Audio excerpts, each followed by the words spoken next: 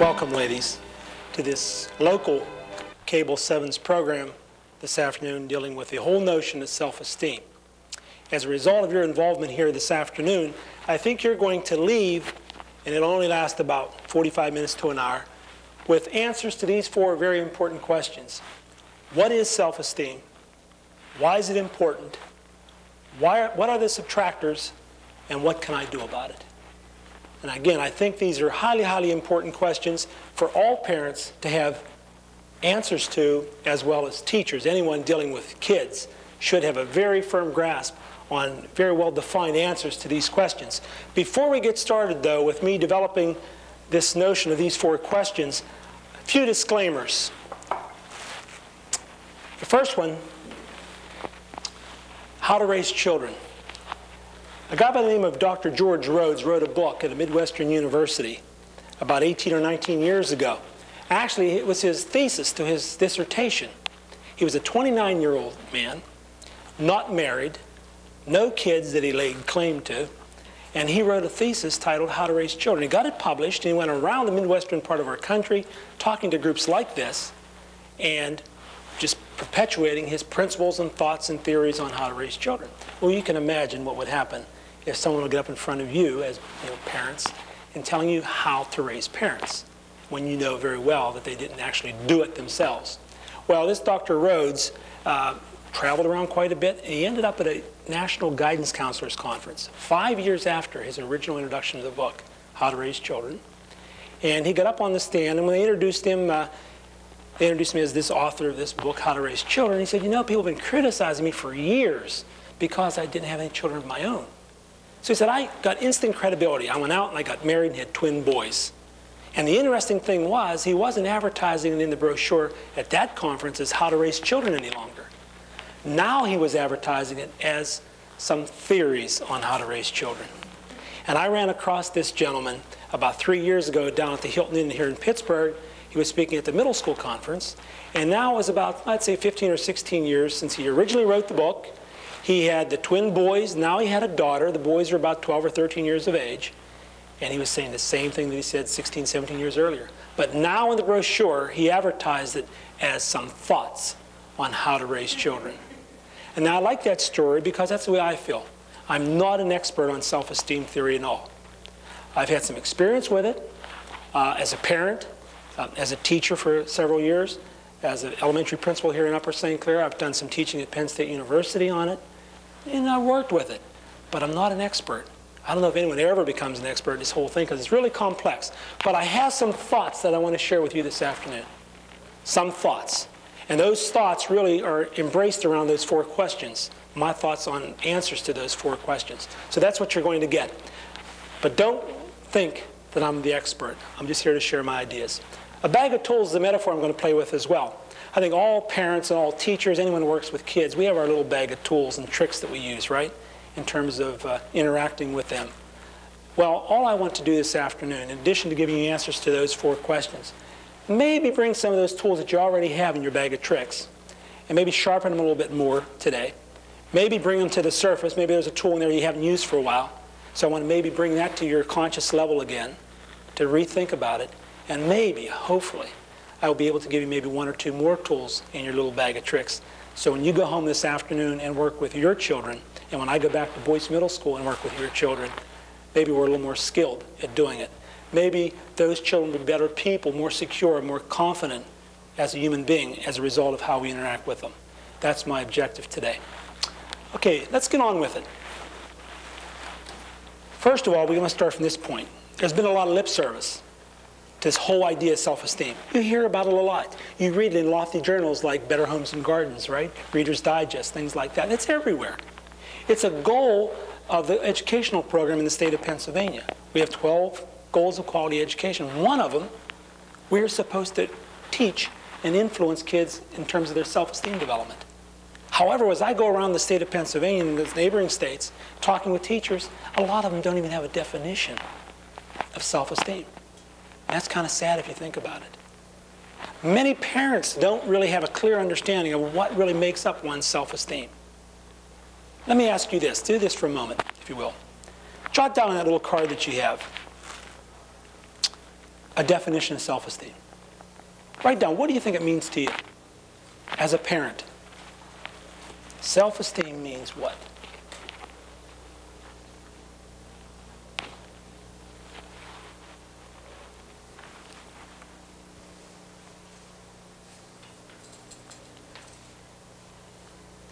Just briefly. Judy? Feeling good about yourself. Feeling good about yourself? Okay, anything else? I should ask maybe a better question. How do you influence one's self-esteem? How do you influence your child's self-esteem? That's even a better question. Think about that for a moment. Jot something down.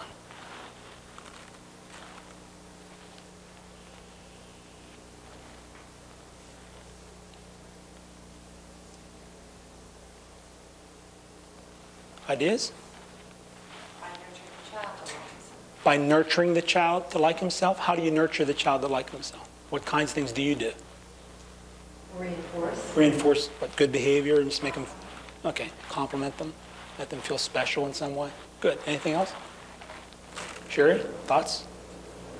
Building the child up rather than Okay, okay, very good. Okay, anyone else have any? Pat? reinforcing the positive. Reinforcing the positive things that you view as positive in life. Very good. And those are all true.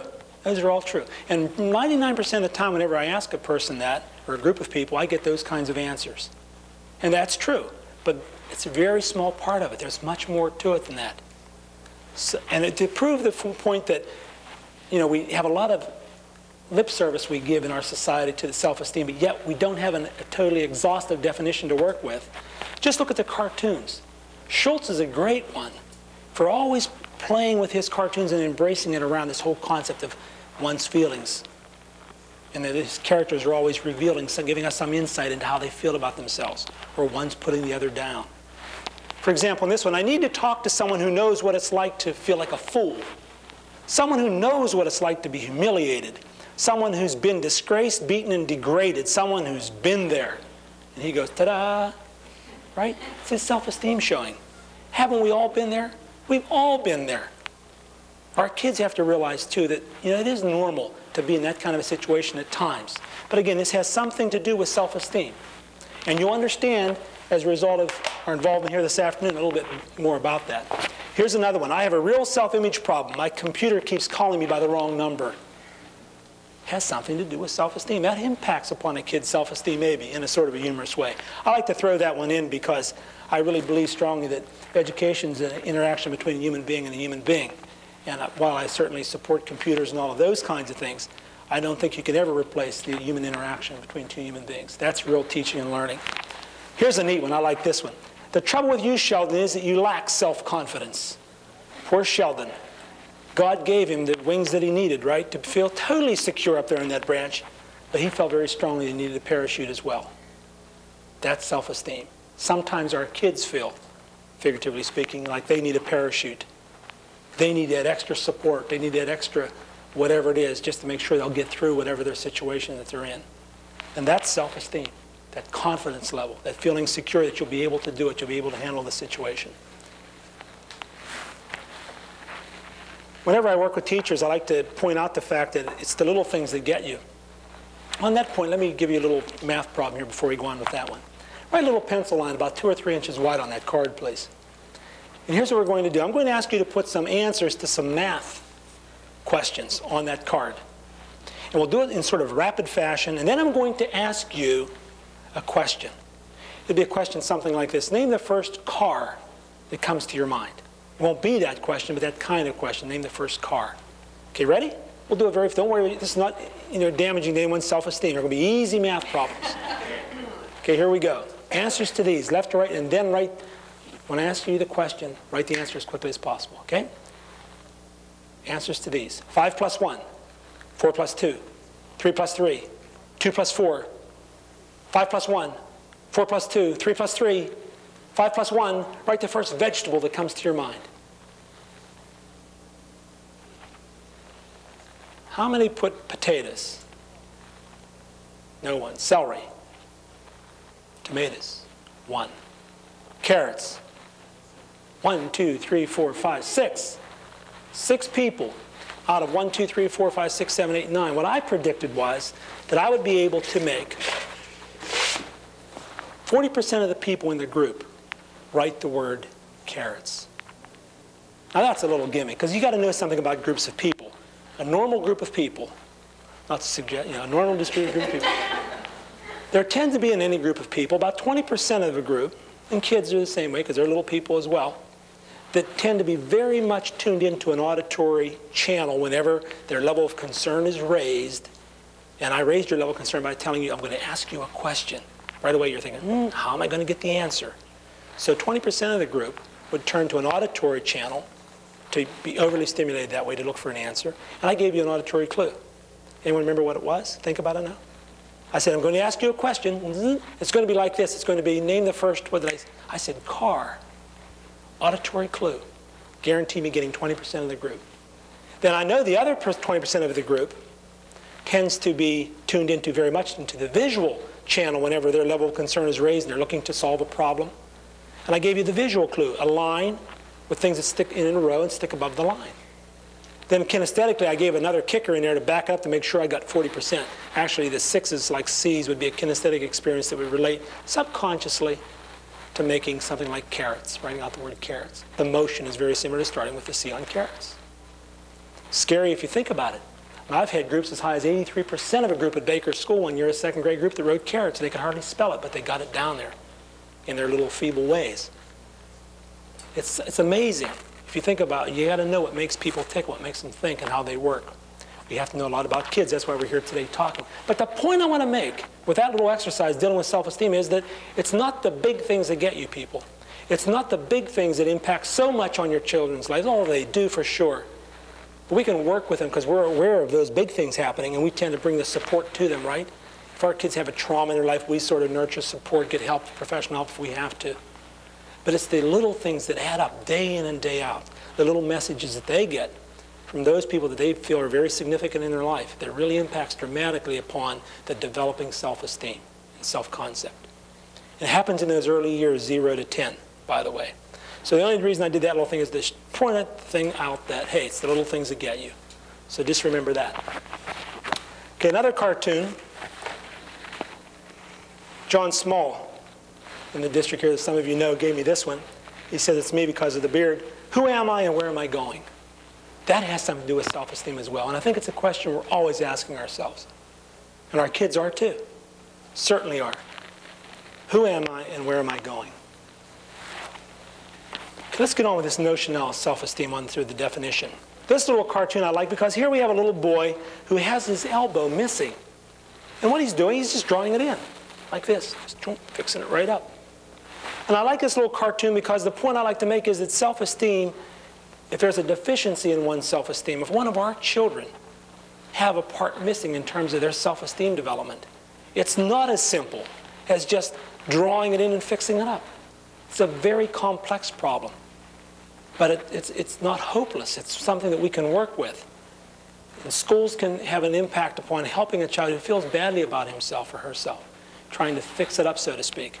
And certainly in our township here and around our area, we have super resource people, professional people, child psychiatrists, therapists, counselors, and whatnot, to help children who maybe have a bad feeling about themselves for whatever reason. But if there is a problem, it can be dealt with professionally. And all I would suggest to all of you is to get professional help as soon as possible. If you have a child that you feel really has some part of his personality in terms of self-esteem in a needy situation, get help as early as possible. Self-esteem. I mentioned earlier the important years, 0 to 10. No question about it. I'm of the mindset that it starts from birth. And right here we say, do not fold, spin, or mutilate. Right here at birth. I'm only a child. John Locke, back if you remember in Psych 101 books, talked about the tabula rasa, the blank tablet. The children are basically born as a blank tablet, and then we write on that tablet the experiences that they have in life tend to develop and make up one's self-esteem, one's value system, one's personality, prejudice, beliefs, and whatnot. I'm of that mindset, although I'll be very honest with you, there's a strong movement now in the academic community saying that children are born predisposed to certain attitudes, beliefs, feelings, and maybe even self-esteem. By the time they're born, they're already imprinted on that tablet. So in essence, they're saying John Locke was wrong, that when the child is born, that tablet already has some scripting on it. Now, I don't really care too much about that from what I'm saying, because there's no question. I don't care what's written on that tablet at birth. The environmental conditions tend to impact dramatically upon a child's self-esteem. There's no question about that. But we're talking this morning or this afternoon about those years 0 to 10, highly critical years. This little analogy that I played with a number of years ago was my attempt at trying to explain to someone in a very simplistic way what self-esteem really means and how it develops. I use the analogy of a poker game. I don't play poker, not at all, but I understand there are poker chips that you stack up. And that's what I was visualizing. I wanted to use that for my purposes. Now, this is supposed to be the little child here who's developing his self-esteem from 0 to 10 years of age. These red chips over here with a positive sign on it, those represent the positive experiences that the child earns and stacks up in his pile from significant other people in their life. These chips on this side represent negative chips, negative experiences that they gain and they internalize and they experience. Now, the significant group of people is the key word for whomever the child views as significant. Certainly the first group of people that a child views as significant would be the parents. So the experiences that the children get from parents are either stacked up in the positive pile or they're stacked up in the negative pile. Then teachers become a significant person in the life of a young child. And the experiences that that child gains from their teachers either stack up in the positive pile or they stack up in the negative pile. And then research is saying now around age 9, the peer group becomes the most significant group of people in the life of a child. So the experiences that your children and my child gets from the peer group around age 9 and beyond really, really is significant in terms of stacking up and having a lot of meaning. Another interesting thing happens as these other groups become significant, the earlier groups lose some of their significance. And that bothers a lot of mothers, right? It bothered my wife, I know, very much when she had to send my son out the door to go to that kindergarten teacher. Separation anxiety, call it what you will. But again, it's sharing that role of significant other. And primary teachers have to understand for sure that they have their comments and the things that they say to kids and the way they interact with them highly, highly important. Highly, highly damaging, it could be, or it could be the best experience in the world as well. But again, those teachers have to understand that those children view them as important and as significant as they see their parents. My wife teaches first grade in Peters Township. She had an experience about 2 years ago. It was an interesting one. She had her first little black boy in school. And he came up at the end of the first day of school. He said, "Mrs. Furman, you look just like my mother." And that was beautiful because she knew what he was really saying. She was able to listen to the music, not to the lyrics of what he was saying. What he was saying was, "You're important, Mrs. Furman, because, you know, you're my teacher." Every teacher must realize that that's how children view them, because the power that they hold is almost frightening. But again, the significant groups of people, the experience is what makes up one's self-esteem. Now, around age 10, God programmed us in such a way that we sort of go through a period of self-reflection, self-appraisal. It's the time whenever our value system locks in. Remember the film, maybe some of you, that we showed that around a lot of PTA meetings, titled "You Are What You Were When You Were 10" by Morris Massey. He wrote the book The Puzzle People. If you didn't see that film, you should try to. I have a copy of it up at Boyce if you'd like to see it. It talks about how one's value systems lock in around age 10. And we're a product, and our behavior is a result of our value system. And it was all formulated by the time we were 10 years of age. Very little impact has happened since. So that's scary if you think about it. But that's the time that our self-esteem locks in as well. So self-esteem really is a result of all those experiences that our children have from birth to age 10. That's why as an elementary principal, I was so concerned about working with teachers and parents to make sure that we can make as many positive chips in the pile of our children as possible, because that makes up their self-esteem. Around age 10, is sort of right before our juices start to flow, we sort of think about ourselves in terms of what we're worth, and we simply add up. And if we had more positive experiences than negative, we're going to be the kid who puts on the positive set of eyeglasses. That's another little analogy I like to use. Our eyeglasses that we put on, that's our self-esteem. And if we have a positive set of eyeglasses, we're going to go out into the world, interact with those significant groups of people in such a way that we get positive feedback back from them. They're going to be the kids that want to please you as their parents. They're going to be the children who want to please their teachers, and they always get along with their peer group because they want that positive reinforcement back saying, yes, I'm right. I put on the right eyeglasses. I'm an okay person. I'm pretty good. I have worth. I have value. The other side of the coin is the sad part. If a child has had more negative experiences than positive, he's going to put on a negative set of eyeglasses. And he or she is going to go out into the world, and they're going to interact in such a way with significant groups of people as to be disciplined and seek negative reinforcement. It's going to be the child who you're wondering, why is he always trying to displease me when he knows that makes me unhappy, or she does that. Or the kid who comes to school forgetting the books, or the boy or girl that pushes the books off the desk when the teacher's watching. All of those kinds of behaviors are actually asking for discipline and negative reinforcement from you. Because all they're seeking subconsciously is a validation that they were right. They put on negative glasses, and they're not okay. So that's a real dilemma for a teacher in a classroom who has a child who has that kind of a mindset. How do you deal with that child? Because if he's doing misbehavior, and you don't negatively reinforce it, it's going to influence the other kids. But if you do reinforce it, you're actually adding to their pathology a little bit. You're reinforcing that negative image that they have of themselves. So it's a real dilemma. And there are some things you can do with that. There are some things you can do. And there are some things you can do as parents. We're not developing that notion here this afternoon. Maybe in another program we can develop that. But a neat film that I love to share with parents is titled The Reality of Success by Dr. William Glasser. And I have a copy of that film as well if you'd like to see it. And it talks about a 7-step cycle that one can use, a process to follow to change a child's negative mindset into this positive vein. Now that's a commercial material you can get and use in a film. There's some other materials like Dr. Barksdale out of Texas has a lot of printed materials that you can use. However, if you have a child who has had, there's no question he has a negative self-image. He tends or she tends to interact with other people in that way, and you get warning signs that tell you that.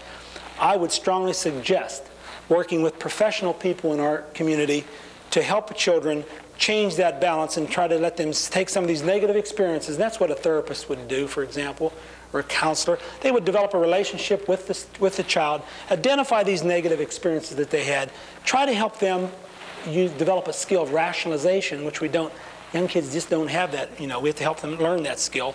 Develop them to rationalize it, put it into a neutral fashion, or maybe even to see some positive dimensions of this, what they originally viewed as a negative experience. But changing that balance is really the essence of what a professional psychiatrist, therapist would do with your child, and using a lot of skills that they have in their professional training to do that. So it is important to get that balance into the positive red vein, because we want our kids to have that kind of a mental attitude. We know in our society that we work very diligently as parents to make sure that we put positive chips, right, in our child's pile. The first thing that would happen in your home, I'm sure, whenever your child was an infant and people would come and visit, they would want to hold the child, right? Hug the child. And that tactile experience is psychologically very rewarding and good, and you'll see why once we develop the definition. And we work like heck to give our kids all the opportunities possible. I've been in a lot of districts across the state over the last couple of years and worked with a lot of parents, and nowhere do parents put forth the effort as they do in Upper St. Clair to giving their kids all the opportunities possible to get good feelings about themselves. We're masters at it, and that's great. That's why I love to work here.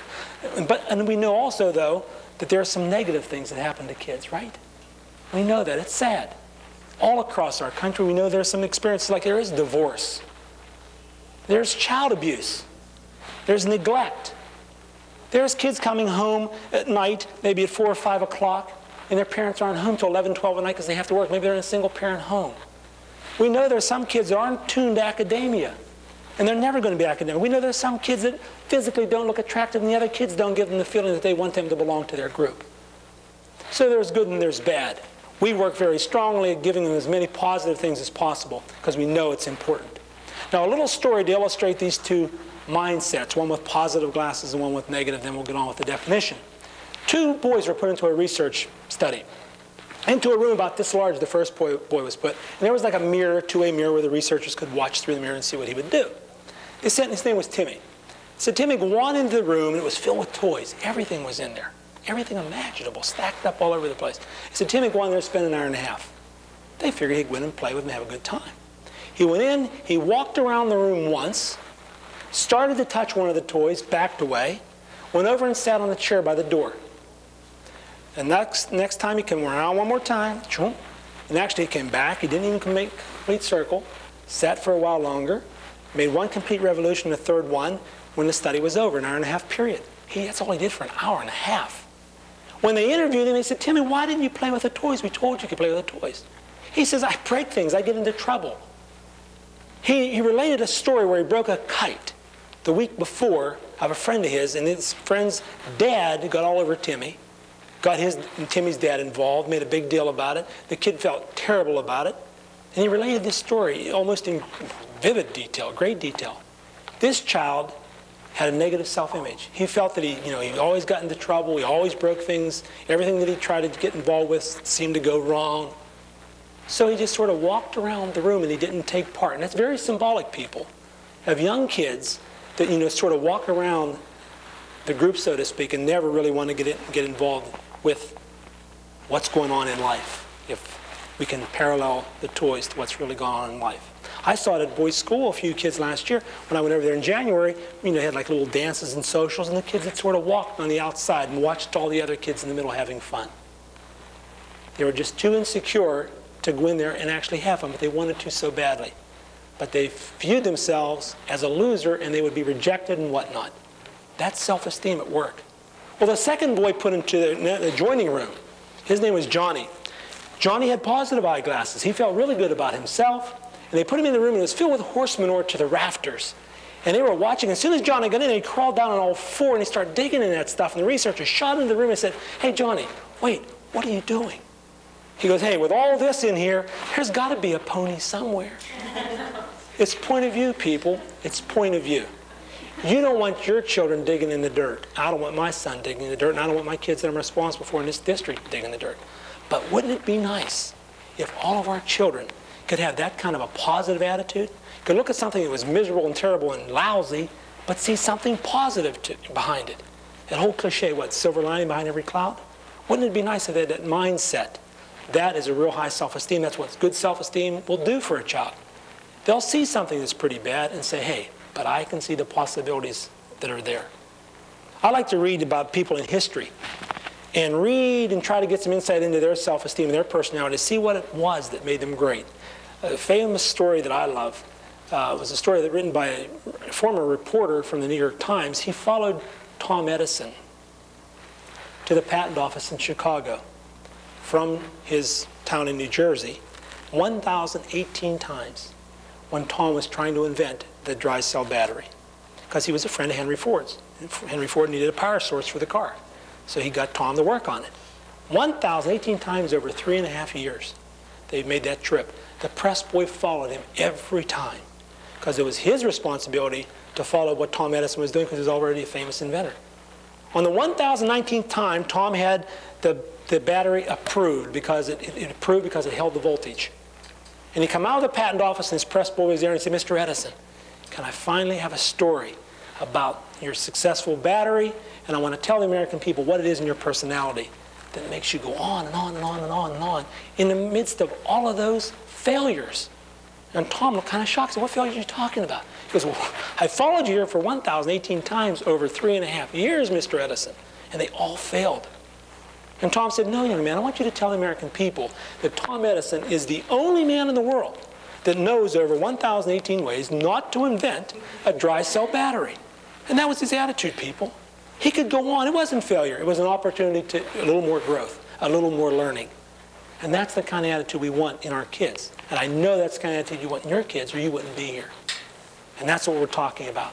But again, it's simply a positive set of eyeglasses or a negative set of eyeglasses.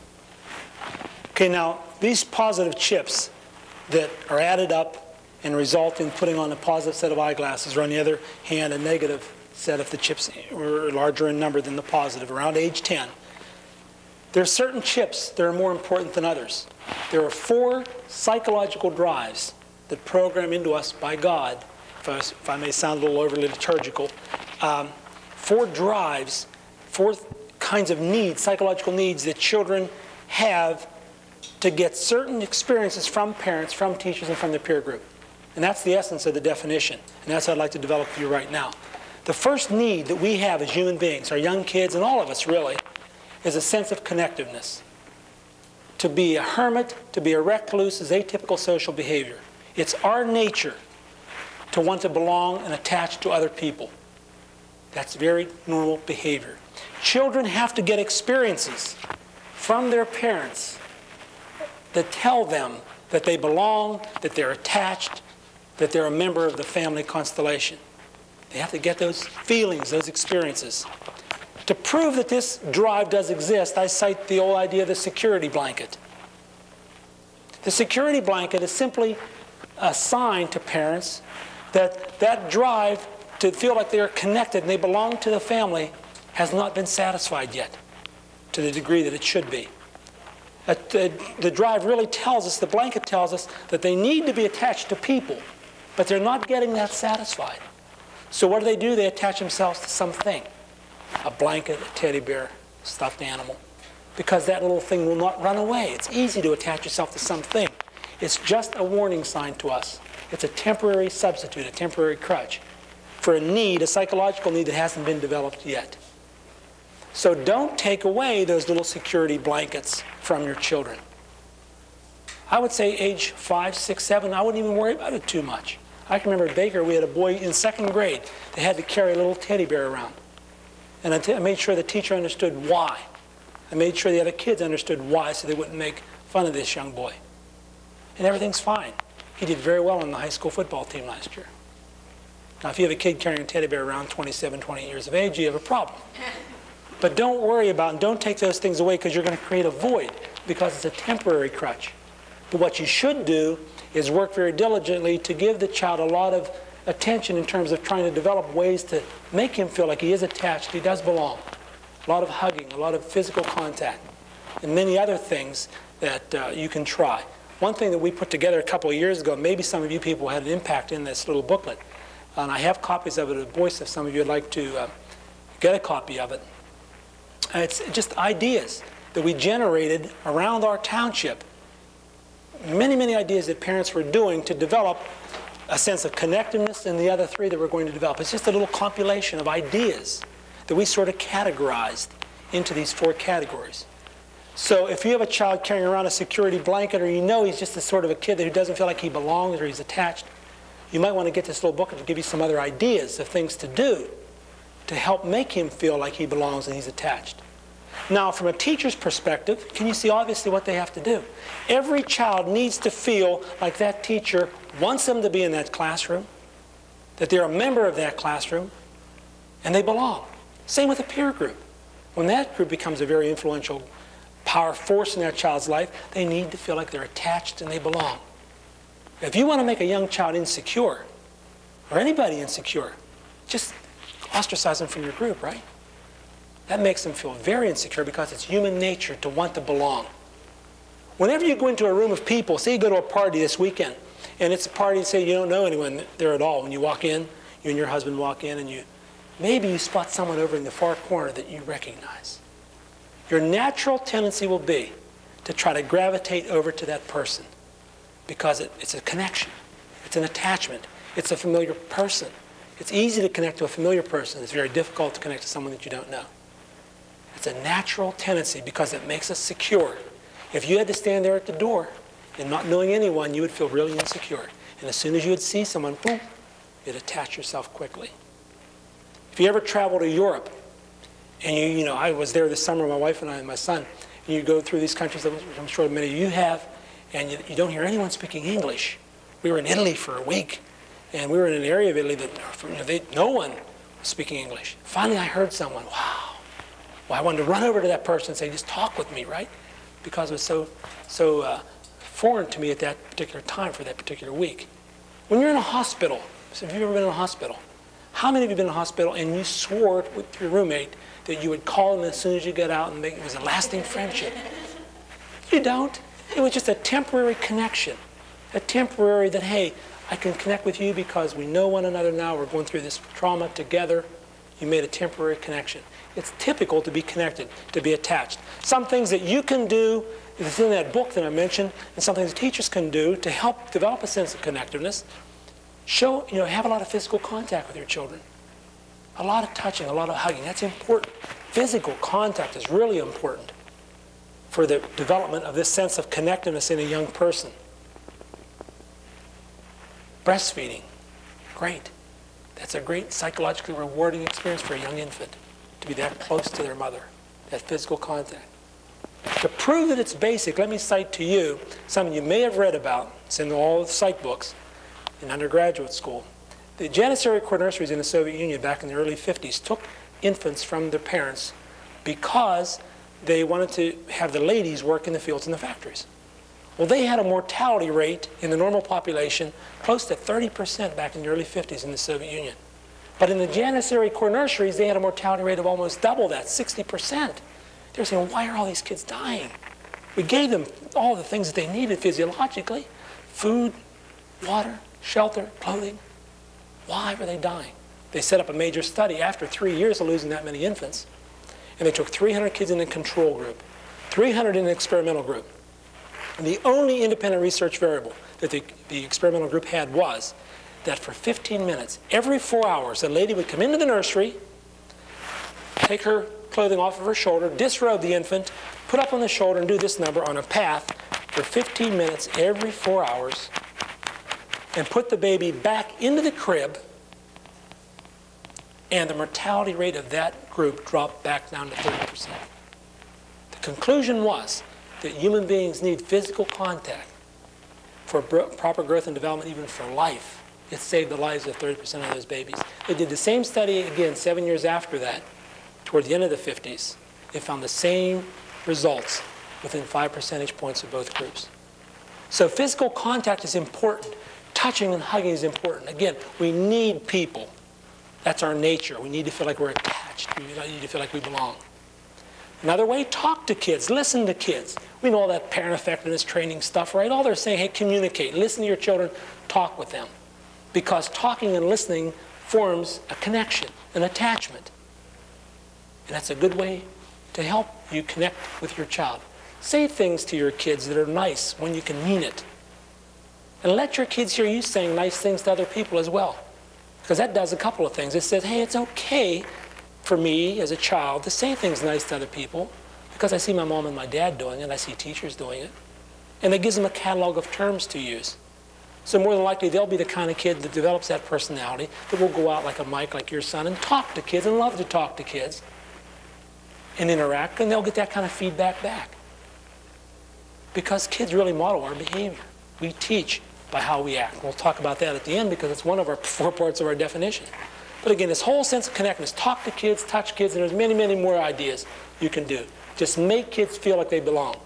Can you see some of the problems we've had in our country with mobility in the country? With all the people moving, and you lose your group of friends, you lose your home, you lose your church, you lose your school, you lose your baseball team. A lot of connections being broken. In essence, you're creating a self-esteem trauma in some young people. And in you as well. You don't like to have those connections broken either. Because you have to work very diligently, it's very exhausting to try to make new connections back again. There's no question about that. Along that idea of speaking and talking, some king way back in history, I can't remember his name now, but he wanted to, he had a real hypothesis he wanted to test out. He wanted to see, well, it wasn't a hypothesis, it was just a question. What language would develop naturally if kids were put in an environment divorced from any verbiage at all? He wanted to know if it was Greek, Hebrew, or Latin. So he put 30 babes into an environment where there wasn't any sound at all, any noise, any talking. And do you know what language developed? They don't know because all the babies died. But they were given everything that they needed physiologically. So not only is it important to touch and to hold and to nurture that way physically, but to talk and communicate and listen. Obviously, human beings need that kind of a connection as well. Okay, it's one part of the definition, connectiveness. And I cite the animal there just because, just to point out this fact again, you know what they're doing now with the old convalescent homes. They're putting the animals into these homes or these old people, and they're extending their life. And some of the statistics are overwhelming. I read now where they took some animals into cancer, these hospices were terminally ill cancer patients, and they extended their life just because these people have something that's warm, that needs them, that they can attach themselves to. Again, it's just that connection, that idea of belonging to something and something belongs to you. So you have to develop that in your kids. A sense of uniqueness is the second part of the drive. We'll move along here a little faster. Every child needs to feel special, recognized, unique in some way. They need to get that feeling from parents first of all. Every parent must make each of their children feel special and unique in some way. Recognize they have that drive, they have that need. I like Kermit the Frog. He wrote the little song. Remember the song he sang, Green? It's not easy being green. That's a child's song, and they can relate to it because it's talking about this drive of uniqueness. They want to be recognized. They want to be noticed. Kermit was sitting on a lily pad when someone was going down the road when the movie opened, if you recall. I think it was called The Rainbow Connection. And he was trying to get the attention of this person going down the street. And they didn't notice him. He said, oh, and he sang this song. It's terrible being green because everything around me is green and no one notices me. Everyone just sort of passes me by and they can't get their attention. Kids often feel that way. They want to be special, they want to be noticed, they want to be recognized, and they just sort of blend in. Then Kermit sees some leaves that are starting to turn color back over the hill. He says, oh gosh, wouldn't it be nice if I were red or gold like those leaves and everyone would notice me. Look how I see them. From clear down here I can see them. Then it turned night after he was just, depressed all day and not being noticed. It turned night and the stars come out. He said, oh God, if I could only sparkle like the stars. Look how I see them. They're so far away, but I can see them. And nobody sees me. Kids have that feeling. They have to be noticed. They have to be recognized. They have to be felt as special in the eyes of their parents. That's why we have the middle child syndrome, right? You have the first child is the academic kid because we tend to talk to them a lot. We're really gunning them up. And then the second child comes along. Then the third one real fast, and he tends to be maybe the athletic one. And the middle one just feels like, gosh, it was my day in the sun, and then he had to come along. When am I noticed? When am I special? What can I do? My older brother's the academic one. This little guy, beats me in soccer right already. What can I do? That's the frustration of a kid trying to get the attention from parents that they're special and unique in some way. Teachers have to realize that children have that drive from them as well. Teachers better recognize every kid in the classroom is special in some way and unique. That's why people like our middle school philosophy and what we're doing at Boyce, a lot of you parents are involved in that. We have the special interest at the end of the day. That's giving us an opportunity for kids to get, in the eyes of their teachers and in the eyes of their peers, something that they can do and do well maybe, that gives them some recognition being able to do it outside of the area of academics. It's an opportunity, philosophically, it was an idea to give kids an opportunity to find success in their peer group. And then, so the teachers can see them. Teachers are right there. We're doing things like, well, we got parents like Manny Terry's doing the radio broadcasting now, and we have the group coming down from Hayes Studio doing the dancing and whatnot. They're doing all kinds of things over there at the end of each day. And they're getting strokes for it because some kids are finding success that maybe wouldn't get success in other channels that normally you would associate with an academic school, which we are in a St. Clair, an academic school. I'm sure you realize that. But again, every kid has to be noticed and recognized. And they have to get those chips in their pile. If they're trying to be noticed like Kermit and they're not, it's going to be a negative chip in their pile. And it's going to go very far at making them put on negative eyeglasses.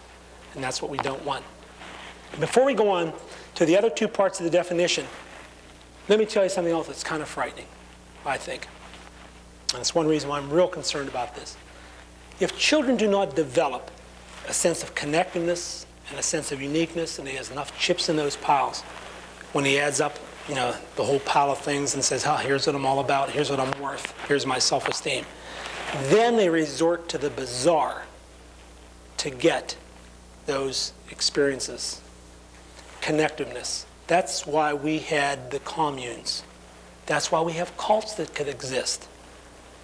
If you have a child who never felt like he belonged, never felt like he was attached, say he comes around age 11 or 12, and suddenly some group of kids come along and say, hey, come with me, join us, you can be in our group.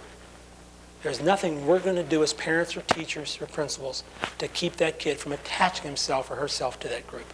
Because the need is going to be so great that it's going to be greater than we are powerful. And that's what's frightening people. You ever thought how Jonestown could happen That man was a master psychologist. He knew what those people needed. They were detached members of society who didn't belong to anything. Didn't absolutely belong to any group of people at all, any group. They had no group identity, no sense of family, no sense of commitment to any group. But he gave them what they needed. They needed they needed that feeling of belonging, because that's our nature, that's our drive. So he said, hey, well, let's form a church. And we're all important in this church. Matter of fact, everyone has to be at church service every time we have a service, or we can't have the service. You're so important, Sherry, that if you're sick, we're going to send someone up to your room to get you to be there, or we can't start. And that's what he did. He indoctrinated these people with that. They felt like they were absolutely necessary for anything to go on in that group. He developed that in them. And they followed him all around the United States, and they followed him, 852 of them, to their grave. Because he had control, because he was giving them what they needed psychologically, because they had a need there. And that's frightening. That's scary. A sense of uniqueness. They're everywhere. When you go to that party this weekend, since it's the party season, you'll hear the people who say how important they are. They'll tell you that they're so important that the corporation that they belong to is built right upon their shoulders. And if they would decide to leave the corporation, the whole thing would collapse. Right? We have the people that tell us. If you hear people telling you how important they are, that's a warning sign to say to you, they obviously did not feel important when they were a very young person, so they got to go out into life telling people all the time, tooting their own horn, so to speak, because obviously they didn't get a sense of it being tooted when they were young. Reverend Schuller on Sunday morning, sometimes I like to listen to him occasionally because he's a self-esteem oriented guy, said one Sunday, he said, you know, we're like the cavalry. In the old days when we were fighting Indians, we used to build a fort around our weakest point. And the Indians climbed trees all the time. We built the fort out of trees. Well, we had no defense against them at all. How foolish of us. We showed them where we were weak. He said, well, what would happen if we had built big forts around big rocks or something that was nothing there? We would have really fooled them. He said, human beings are the same way. They tell you where their weaknesses are. Just listen to your kids. They will tell you where they're weak emotionally. So you got to be able to develop that ability to tune into. Alan Axelson, one of our psychiatrists here in the community, told me this years ago, this term. He said, you got to be able to listen to the music and not the lyrics. Hear what your kids are saying, but get the real meaning of what they're saying. You have to develop that ability as parents, and teachers have to develop that ability as well. John Hinckley Jr. shot our president, right? And he was not held for trial because he was not emotionally able to do so. Why? Because he was deemed mentally disabled because he never developed a sense of specialness at all. He never had any clubs that he belonged to. He never had any group that he belonged to. No scout group. Didn't do any activity in high school or through school at all. Teachers couldn't even remember who he was. Parents had lots of money. They gave him presents galore. They didn't give him presents of time at all. And what did he wrote a letter to Jodie Foster the day that he went out to shoot President Reagan. He wrote her a letter before he left to go do that. And I have a copy of it up at school. I should have brought it, but it said something to the effect, Jodie, please give me your recognition and your love and your admiration. You'll know who John Hinckley Jr. is after today. When I do this historic deed, then I think maybe you'll know that I'm special and you'll love me. That's sick if you think about it. It's scary. But he had to go to the bazaar to be recognized and noticed, because maybe he was a Kermit. Maybe he was like Green and just no one ever noticed him, and he wanted to be noticed so badly. So we have to give our kids the psychological experiences that they need from us. A third part of the definition is a sense of power. We all need to have a sense of power. Children are born very dependent upon us for everything. And their natural tendency that God put into them is to develop in very sequential steps a sense of power that they'll be able to do for themselves. They'll be able to handle it. They'll be able to get by. They'll be able to manage, independent of us. Independent of us. So what we as parents have to do is gradually give them more and more power as they get up toward age 10. If they want to build something and use my tools, my son, oh gosh, he makes such a mess. But I have to realize that he might make mistakes, he might mess things up, and my tools might be all over the garage floor. And I have to help him learn that you have to put them back. However, I got to let him try for himself, because he has to fail sometimes, learn from those failures, and get a sense that he can do for himself. So we've got to support kids and give them as much power and freedom as we can. Within reason, we can't put them in a situation where it's too much of a demand upon them. So they will fail, but we've got to develop a sense of powers. Teachers have to give kids a sense of power in the classroom. If you have a teacher in your classroom that is so needy themselves emotionally that they need to dominate and overpower the kids, then that child is not going to get a sense of power, because that teacher has a need and she is getting what she needs, or he is, at the expense of the child. Same way with a parent. If you have to think about what your self-esteem is. If you grew up in such a way that maybe you were dominated and you didn't get a sense of power in your life, then you're going to get it in a bizarre way. You're going to overpower people. Maybe your kids. And if you're like a dominating father like this and you got your kid under your thumb all the time and he can't breathe, no space at all, that child will develop a sense of powerlessness. And he will, in turn, grow up to have the need to dominate others because he didn't get it in those years when he should have. They claim that a lot of our executives, the ones that are out there in TV land here in Upper St. Clair, maybe, tend to be power-hungry people because of some psychological experiences they had early on in life. Certainly somebody like a Hitler, who was a sick man, wanted to dominate the world. And if you read his history and his psychology, there was no question. He was a very timid, shy, little withdrawn young person who was afraid of his shadow. So he had to go to the bazaar. So we need to develop in our young kids a sense of power. We've got to give them opportunities to develop a sense that they can do for themselves. Overprotective parents tend to yield low-power kids because we're always doing everything for them. Love gets in the way. We don't want to see them get hurt. We don't want to see them fail. So we work for them, we support them, we do everything for them. And as a result, they never develop a sense that they can do for themselves. Now I can preach up here all day. I'm not a good practicer of what I say. It's tough being a parent, very difficult. And it's difficult to practice some of these things because we only have one son, my wife and I, and we are overprotective parents, and it's tough, it's difficult. Back on that uniqueness for a moment, I'll relate another personal thing. Whenever your kids need to feel recognized and special and noticed, you got to be careful not to put expectations up on your children that are not attainable. And that's tough. I'm a former, I thought was a half-decent athlete. I guess not too good, or I wouldn't be standing up here right now. But my son played baseball. I got him golfing. He's in soccer team, all these kinds of things. My wife was a music teacher. So he's got the lead in the musical over at Peters Township coming up next week. He plays piano and he plays the drums. He's schizophrenic right now because we have too many expectation levels for him. He's not an athlete, really. He is certainly musical. He got that from my wife. But we as parents have to realize what their strengths are. Find them, help support them, encourage them, but don't put expectation levels on them that are not attainable, because those will be real negative chips in their pile because they want to please us. There's no question about it. Same with teachers. You can expect a child to perform at this level of academics if they can't reach that level because they want to please the teacher, but if they can't do it, it's going to be a negative experience. Okay, you get the idea of how these things interplay. Okay, the last part of the definition is a sense of models. God programming us in such a way that we need to have in our minds as young people, or in those early years, a set of rules to live by, guidelines, behavior expectations.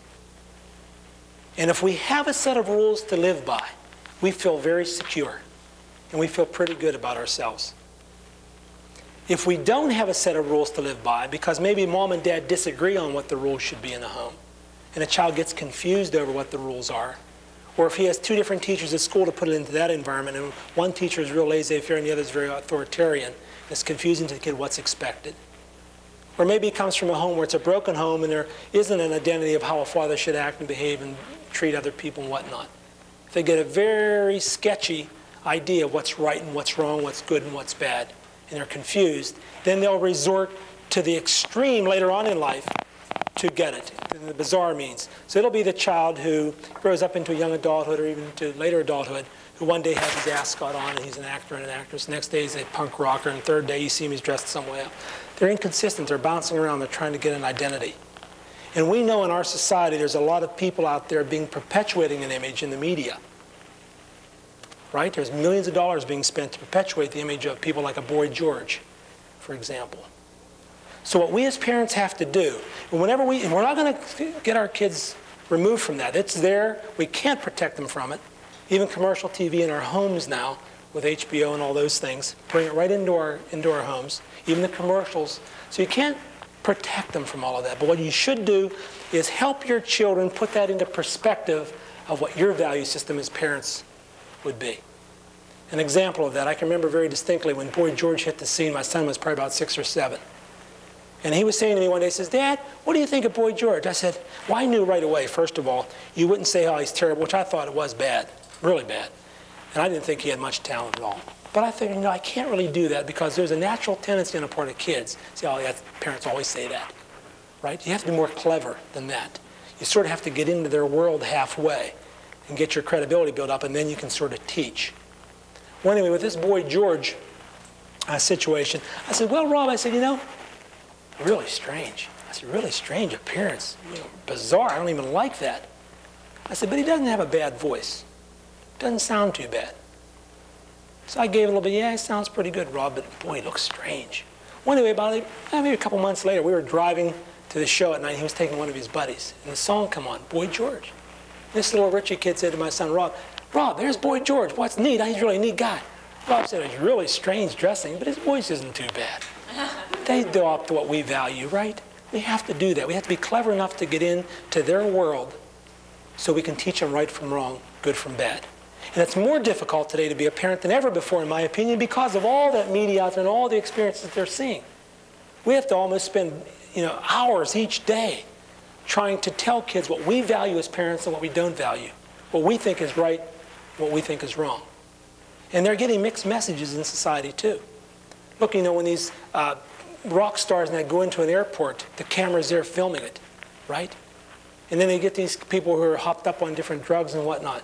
And maybe it comes out in the media. And kids are saying, oh my gosh, when that happens, look, that guy's a millionaire, he's driving around in his Rolls Royce, and he's got 2 or 3 ladies on each arm, and the cameras are there, and it's a big deal. But Joe Blow Honesty here, who's working hard every day to make a living, who's an honest person, they don't make a big deal when he goes out to the International Airport of Pittsburgh. He just goes and no one knows him. So whenever I tell my son, hey, be that kind of person, be that honest person, work hard, do all these good things, he'll believe me at first, but then he'll start to wonder after he starts getting his own sense about himself, well, who do we really value in our society? The fact of how we treat people in the media and how we publicize certain people gives a message to kids as well. Our actions teach too. If we want to teach a child to be honest, law-abiding or whatever, not to smoke, not to drink, they have to see us doing these things too, avoiding doing these things. What they see is what they'll be. They'll model our behavior. And they need a clear set of definitions to follow. Mom and dad should get the rules in their home established very definitively. Mom and dad should, and what I always visualize is my wife Rose and I going back in the bedroom and say, okay, what are we going to do with this one? He asks this question, we get our head together. We might disagree back there. He shouldn't see us disagreeing. We say, okay, here's where we're going to go. Here's the game. It's like a quarterback. I was a quarterback one time. You're talking all over in the huddle, then you walk out and say, okay, here it is. And that's it. And you stick to it. You stick to it. Because security comes out of having rules and not making any concessions. And there's a natural tendency on the part of kids to try to split between mom and dad naturally, right? They try to drive a wedge between our opinions on things. You have to know that. So you and your husband have to get together, plan the rules, and make your kids stick to them. Because in the long run, it'll make them very, very secure, make them feel good about themselves. They need to have these 4 conditions in a real good sense internalized by the time they're 10. A sense of connectedness, a sense of uniqueness, a sense of power, and a sense of models.